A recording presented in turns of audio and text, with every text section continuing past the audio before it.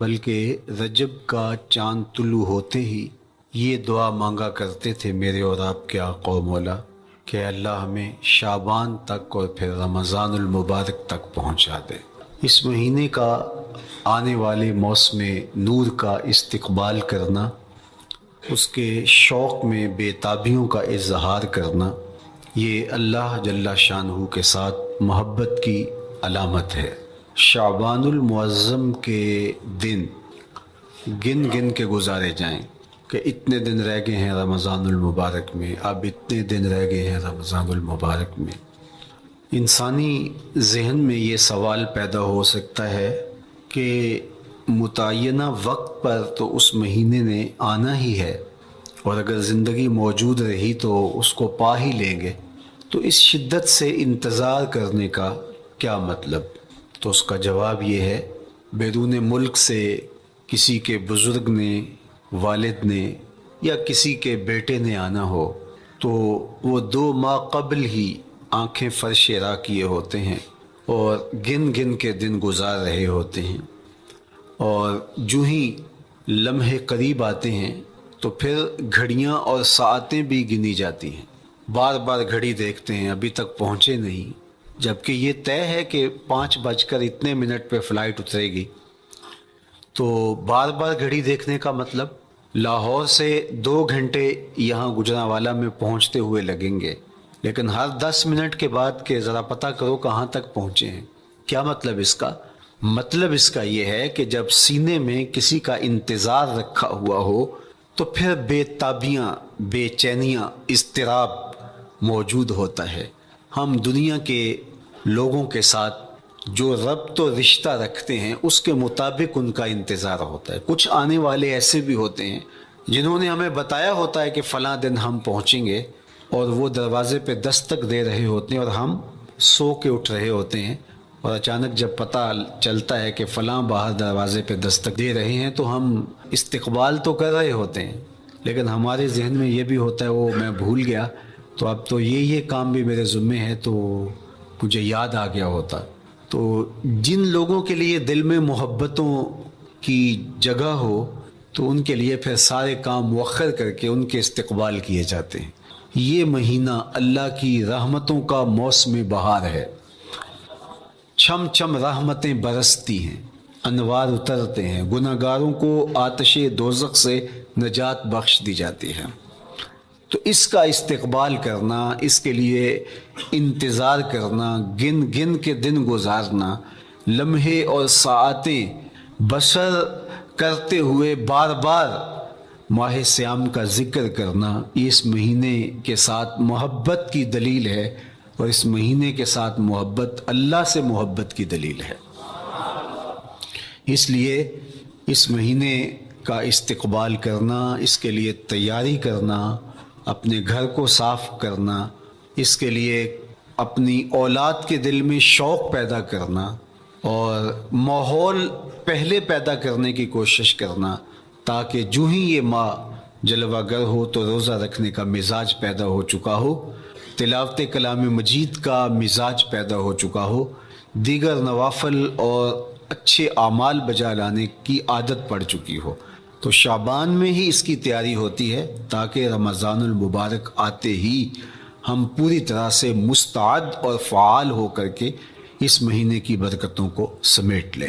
اللہ کے محبوب علیہ السلام نے ارشاد فرمایا کہ جب ماہ سیام آتا ہے فتحت ابواب الجنہ، تو جنت کے 8 دروازے کھول دیے جاتے ہیں۔ جنت تو اللہ جل شانہ کی کرم نوازیوں کا ایک ایسا خوبصورت منظر ہے کہ آج تک نہ کسی آنکھ نے اس کو دیکھا، نہ کسی کان نے سنا، اور نہ اس کا کوئی تصور کر سکتا ہے، ایسی خوبصورت بنائی ہے۔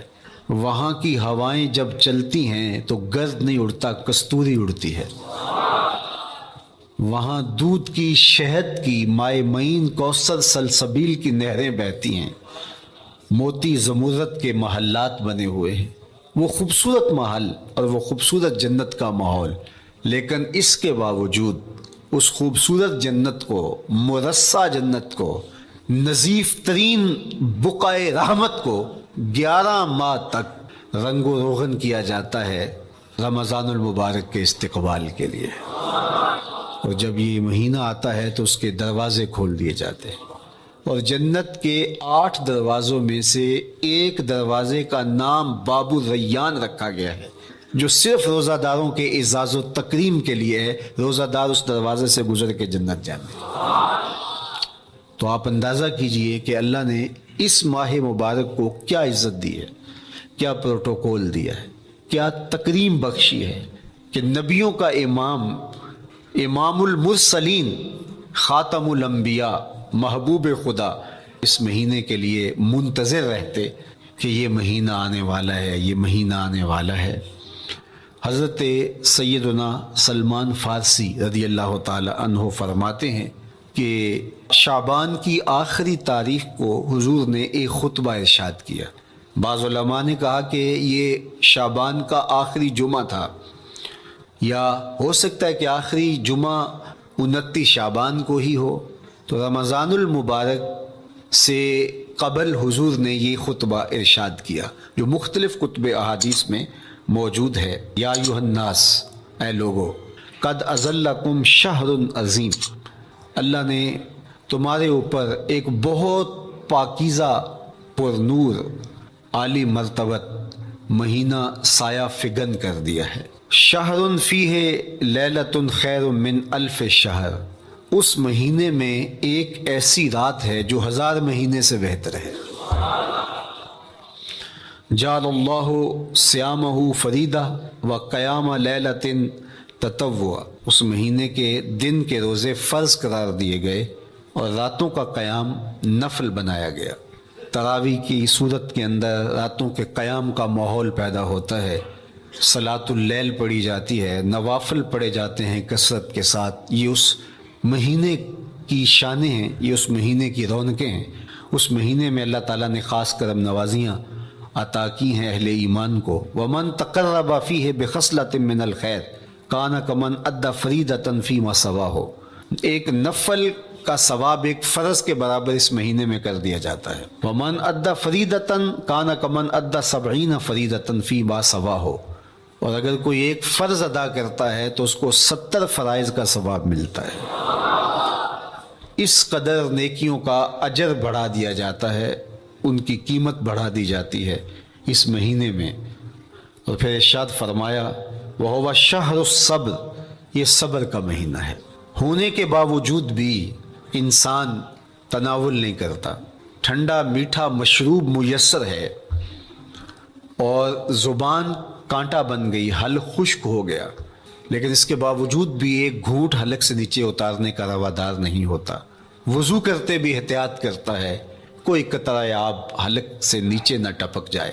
تو یہ صبر سکھاتا ہے، جب ہو بھی تو انسان اس سے گریز کرے، تو جب ہوگا نہیں تو پھر انسان صبر کا عادی بن جاتا ہے، تو یہ صبر کی عادت ڈالتا ہے۔ یہ شہر الصبر ہے۔ پھر فرمایا وَالصَّبْرُ ثَوَابُهُ الْجَنَّةُ، اور سنو، صبر کا ثواب جنت ہے۔ جو شخص صابر ہوتا ہے اس کا صلہ جنت کی صورت میں عطا کیا جائے گا۔ وَشَهْرُ الْمَوَاسَاتِ، اور یہ ہمدردی کا مہینہ ہے، باہمی پیار کا مہینہ ہے، الفتیں بانٹنے کا مہینہ ہے، نرم دلی کا مہینہ ہے، ایک دوسرے کے احساس کا مہینہ ہے۔ جب کوئی شخص بھوک اور پیاس کاٹتا ہے تو اس کو پھر محسوس ہوتا ہے، بالخصوص امراء، کہ بھوک کیا بلا ہوتی ہے، اور جو نان شبینہ کو ترستے ہیں اور جنہیں کھانا میسر نہیں آتا ان کی زندگیاں کتنی تلخ ہوتی ہیں۔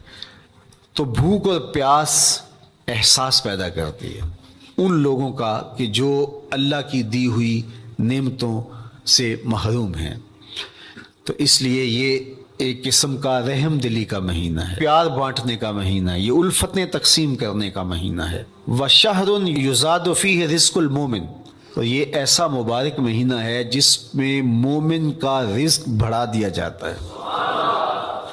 روزہ کھانا بچانے کے لیے، یہ اخراجات کم کرنے کے لیے نہیں ہے، بلکہ اس میں آپ کا رزق اور بڑھ جاتا ہے۔ ایسی ایسی نعمتیں کھانے کو उन लोगों को भी नसीब हो जाती हैं आम दिनों में जो उनका मकसूम नहीं होती।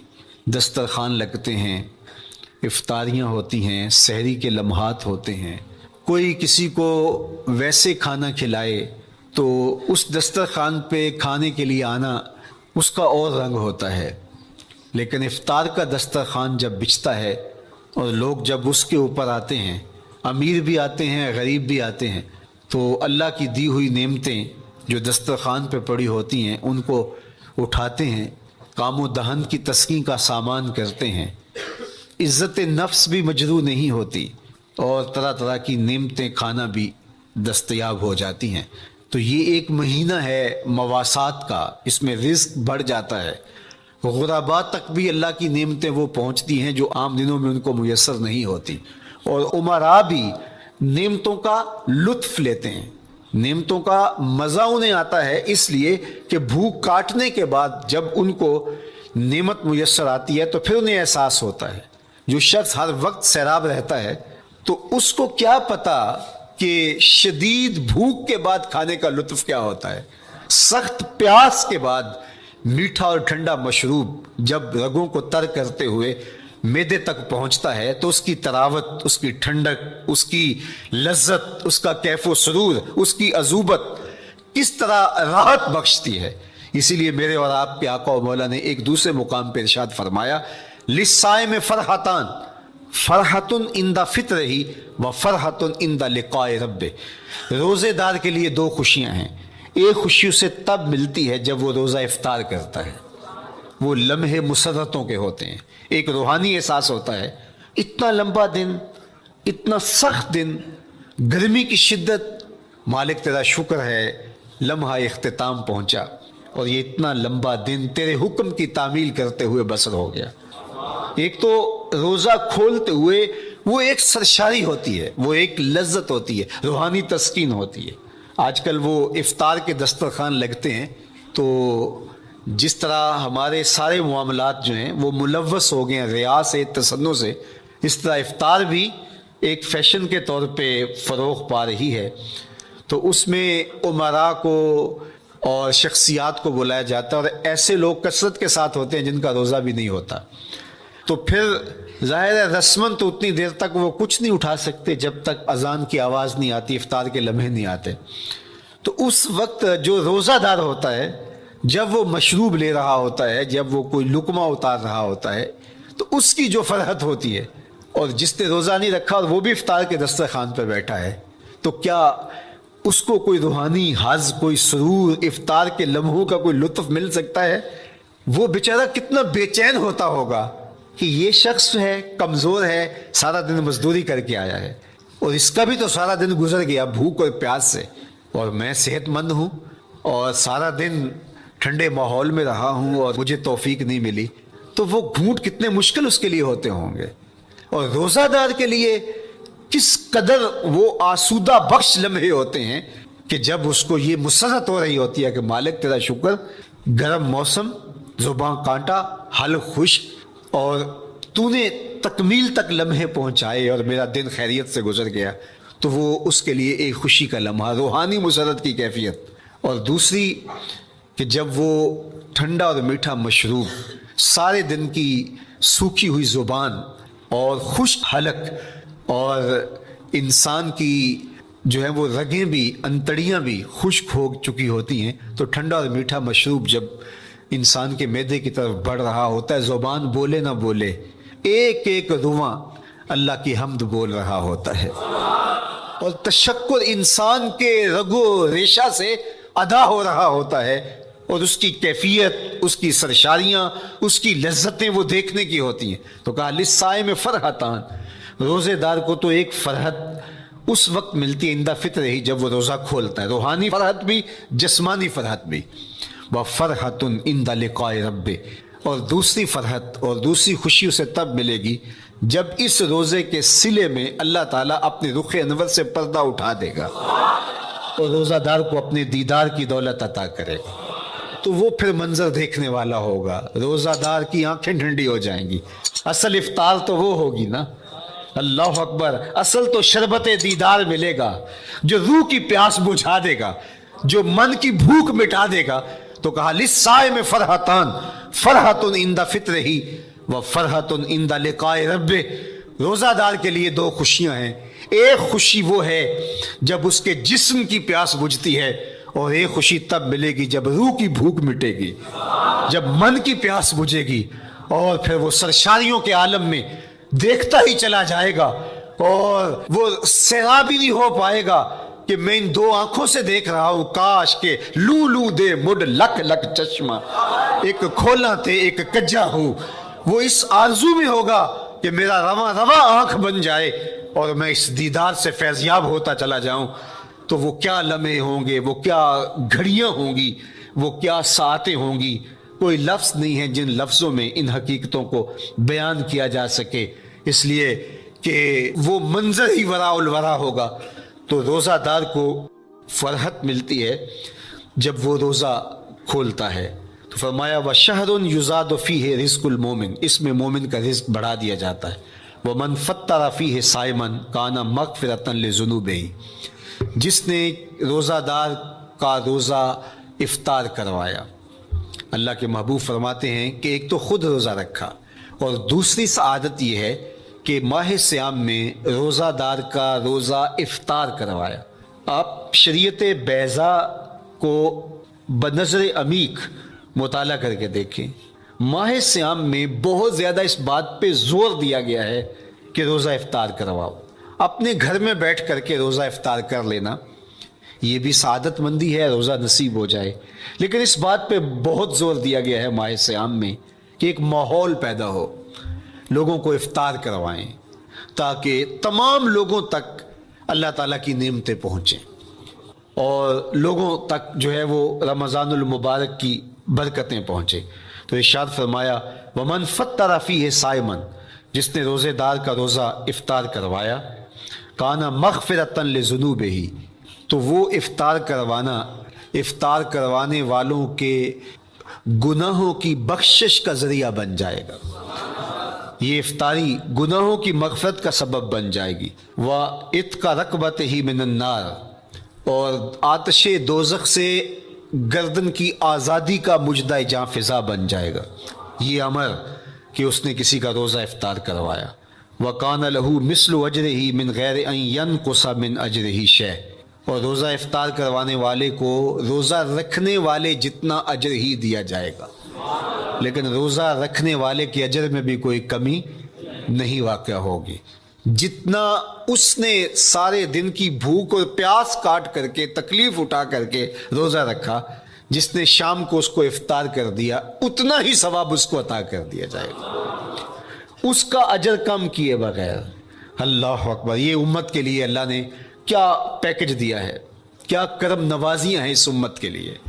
آقا کریم نے ارشاد فرمایا ایک شخص صبح سے لے کے ظہر تک مزدوری کرتا ہے، اس کو ایک قیراط دیا جاتا ہے، اور ایک شخص ظہر سے لے کر عصر تک مزدوری کرتا ہے، اس کو بھی ایک قیراط دیا جاتا ہے، اور ایک عصر سے لے کر مغرب تک مزدوری کرتا ہے، اس کو 2 قیراط دیے جاتے ہیں. فرمایا پہلی مثال یہود کی ہے، دوسری مثال نصارہ کی ہے، اور تیسری مثال میری امت کی ہے. یہودیوں نے اور عیسائیوں نے اس پہ اعتراض کیا کہ ہمارا اجر کیوں تھوڑا ہے؟ تو میرے اور آپ کے آقا و مولا نے فرمایا تمہارا تھوڑا نہیں، ہمارا زیادہ ہے. آج کل اگر 1000 روپیہ مزدوری چلتی ہو مزدور کی، تو کوئی شخص صبح سے شام تک ایک شخص سے مزدوری کروائے اور 1000 روپیہ دے دے، اور دوپہر کو اڈے سے جا کے ایک مزدور اور لے آئے، شام کو اس کو بھی 1000 روپیہ دے آئے، اور ایک شخص کو عصر کے وقت لائے اس کو 2000 روپیہ دے دے، تو 1000 والا کہے کہ میرے سے زیادتی ہوئی ہے، تو اس سے زیادتی تو نہیں ہوئی، اسے تو پوری مزدوری دی گئی ہے. اب اس پہ مہربانی ہوئی ہے، اس پہ رحمت ہوئی ہے. تو کہا یہود اور نصارہ کی یہ مثال ہے، ایک صبح سے ظہر تک مزدوری کرے اس کو 1 قیراط، ایک ظہر سے عصر تک مزدوری کرے اس کو بھی 1 قیراط، اور تیسرا بہت تھوڑا وقت عصر سے مغرب تک مزدوری کرے اس کو 2 قیراط. کہا یہ امت محمدیہ علی صاحب الصلوات کو دیا گیا نور ہے. تو ایک شخص نے سویر سے لے کر شام تک روزہ رکھا، بھوک کاٹی، پیاس کاٹی، سخت شدت کی گرمی سہی، اور ایک شخص نے شام کے وقت اس کو روزہ افطار کروا دیا. اور سنو حضور علیہ الصلوۃ والسلام کا فرمان، جب حضور نے فرمایا کہ اس کو پورا اجر ملے گا پہلے کے اجر کو کم کیے بغیر، تو صحابہ کا تو دل تڑپنے لگا کہ یہ کتنی بڑی بات ہے۔ اب آپ جانتے ہیں کہ یہ زمانہ ایسی معاشی خوشحالیوں کا نہیں تھا، لوگوں کے پاس تو نان شبینہ بھی میسر نہیں ہوتا تھا۔ تو صحابہ نے جو سوال کیا، قالوا یا رسول اللہ صلی اللہ علیہ وسلم، انہوں نے کہا اے اللہ کے پیارے رسول صلی اللہ علیہ وسلم، لیسا کلنا یجد ما یفطر الصائم، ہم میں سے تو ہر بندہ یہ طاقت نہیں رکھتا کہ روزہ دار کو روزہ افطار کروا دے۔ تو یہ اتنی بڑی سعادت، تو یہ تو پھر اہل زر ہی یہ سعادت حاصل کر پاتے ہیں۔ ہمارے جیسے لوگ تو پھر جو مال و دولت نہیں رکھتے تو وہ تو پھر یہ سعادت نہیں حاصل کر پائیں گے۔ تو میرے اور آپ کے آقا و مولا نے کیا فرمایا؟ قال، حضور نے ارشاد فرمایا، یؤتی اللہ ھذا الثواب، یہ ثواب اللہ اس شخص کو بھی عطا کرے گا، من فطر صائما علی مزقۃ لبن او تمرۃ او شربۃ من ماء، فرمایا کہ یہ اجر اللہ اس کو بھی عطا کرے گا جس نے کسی کا روزہ ایک گھونٹ دودھ سے کھلوا دیا یا ایک کھجور سے کھلوا دیا یا پانی کے ایک گھونٹ سے اس کا روزہ افطار کروا دیا۔ لازمی نہیں ہے کہ دسترخوان سجا ہو، انواع اقسام کے کھانے پڑے ہوں اور وہ افطاری ہی افطاری قرار پائے گی۔ جس نے کسی کو وہاں باہر ٹوٹیوں سے پانی کا گلاس بھر کے، کٹورا بھر کے سادہ پانی بھی پیش کر دیا تو اس کو بھی ثواب مل جائے گا۔ کتنا ثواب ملے گا؟ پورا روزہ رکھنے کا ثواب اس کو ملے گا۔ کتنی رحمتوں کی لوٹ سیل لگی ہے، کوئی ایسے بھی بانٹتا ہے، کوئی ایسے بھی کرم نوازیاں ہوتی ہیں، لیکن میرے رب کے خزانے کتنے کھلے ہیں۔ میں نے مدینہ المنورہ میں ایک شخص کو دیکھا کہ وہ روزے کے وقت وہاں سے ہی گلاس لیتا اور زمزم سے بھرتا اور روزہ داروں کے آگے رکھتا چلا جاتا، اور روزانہ اس کا یہ عمل ہوتا۔ نماز عصر کے بعد شروع ہوتا، جتنی اس کی پہنچ ہوتی ہر ایک کے آگے رکھتا چلا جاتا۔ پانی بھی وہاں سے لیا، گلاس بھی وہاں سے لیا۔ اللہ اکبر! فرمایا دودھ کا ایک گھونٹ یا پانی کا ایک گلاس یا ایک کھجور اس نے کسی کو پیش کی اور اس نے اس سے روزہ کھولا، اللہ کے محبوب فرماتے ہیں پہلے کے اجر میں بغیر کسی کمی کے اس کو پورا پورا ثواب روزے کا نصیب ہوگا۔ اللہ اکبر! اب سنو، پھر حضور نے ارشاد فرمایا ومن اشبع صائما، اور جس نے صحیح اہتمام کے ساتھ روزے دار کو اچھا کھانا کھلایا، اچھی پرتکلف افطاری دی، سقاہ اللہ من الحوض شربتا لا یظمأ حتی یدخل الجنہ، اس کو حوض کوثر سے ایسا جام ملے گا کہ اس کو کبھی پیاس نہیں ملے گی یہاں تک کہ جنت میں چلا جائے گا۔ اللہ اکبر! اس کو کوثر کے جام نصیب ہوں گے حشر کی گرمی میں۔ اور آپ کو معلوم ہے، علماء سے آپ نے بارہا سنا ہوگا کہ جام کوثر جس نے ایک بار پی لیا پھر 50,000 سال کے دن میں اس کو دوبارہ پیاس نہیں لگے گی۔ یہ جام کوثر کی خصوصیت ہے۔ فرمایا وَهُوَ شَهْرٌ أَوَّلُهُ رَحْمَةٌ، یہ وہ مہینہ ہے جس کے پہلے 10 دن رحمت ہیں اور اس کا درمیانی عشرہ مغفرت ہے، وَآخِرُهُ عِتْقٌ مِّنَ النَّارِ، اور اس کا آخری عشرہ جو ہے وہ آتش دوزخ سے نجات کا ضامن ہے۔ فَاسْتَكْثِرُوا فِيهِ مِنْ 4 خِصَالٍ، کہا کہ 4 کام اس مہینے میں کثرت کے ساتھ کرو۔ خصلتان ترضون بہما ربکم، 2 کام تو وہ ہے جس سے تم اپنے رب کو راضی کرو گے۔ وخصلتان لا غنا بکم عنہما، اور 2 کام ایسے ہیں کہ ان سے بے نیاز نہیں ہو سکتے تو وہ تمہیں کرنے پڑیں گے۔ اما الخصلتان اللتان ترضون بہما ربکم، وہ 2 خصلتیں، 2 کام جن کے ذریعے سے تم اپنے رب کو راضی کر سکو۔ فشہادت اللہ الہ الا اللہ، وہ گواہی دینا ہے لا الہ الا اللہ، وتستغفرونہ، اور تم کثرت سے استغفار کرو، اللہ سے بخشش مانگو۔ یہ 2 کام تم نے کرنے ہیں۔ وَأَمَّا الْخَصْلَتَانِ اللَّتَانِ لَا غِنَىٰ بِكُمْ عَنْهُمَا، اور وہ چیزیں جن کے بغیر تمہیں چارہ نہیں ہے۔ فَتَسْأَلُونَ الْجَنَّةَ وَتَعُوذُونَ مِنَ النَّارِ، اللہ سے جنت طلب کرو اور دوزخ سے پناہ مانگو۔ تو یہ 2 کام جو تمہاری ضرورت ہے تم اس مہینے میں کثرت کے ساتھ کرو۔ تو یہ مہینہ رحمتوں کی لوٹ سیل کا مہینہ ہے، یہ کرم نوازیوں کے امٹتے ہوئے دھارے ہیں، یہ سیل رحمت ہے جو کہ من کی سیرابی کا سبب اور ذریعہ ہے۔ خوش نصیب ہیں جو ماہ صیام کو خوبصورتی کے ساتھ بسر کرتے ہیں، اس کے آنے سے پہلے استقبال کرتے ہیں، گھروں میں صفائی کریں، اہتمام کریں، مساجد میں اہتمام کریں، تاکہ بچوں میں یہ شوق پیدا ہو کہ ماہ صیام آ رہا ہے۔ جب ہم بچے تھے تو ہمارے والدین رمضان المبارک سے قبل ہی رمضان المبارک کی تیاریاں شروع کر دیا کرتے تھے۔ اس وقت گھر میں شربت تیار ہوا کرتے تھے گڑ کے، اور وہ پہلے ہی مائیں گھر میں تیاری کرنا شروع کر دیا کرتی تھی۔ ایک شوق پیدا کرنا مقصود ہوتا ہے۔ تو کچھ چیزیں ایسی ہیں کہ آرڈر لکھیں اور 1 سیکنڈ میں گھر پہنچ جائے، لیکن کچھ چیزیں یہ جو ہے وہ تیار کرنی چاہیے، شوق پیدا ہو۔ گھروں کے اندر ماؤں کو چاہیے کہ افطاری کو اہتمام کے ساتھ تیار کریں تاکہ بچوں کو شوق پیدا ہو اور یہ ایک ماحول پیدا ہو، قرآن مجید کی تلاوت کا ماحول پیدا ہو، جاگنے سونے کے جو ہے وہ شیڈول مرتب کیے جائیں، مساجد کی آبادی کا سامان کیا جائے۔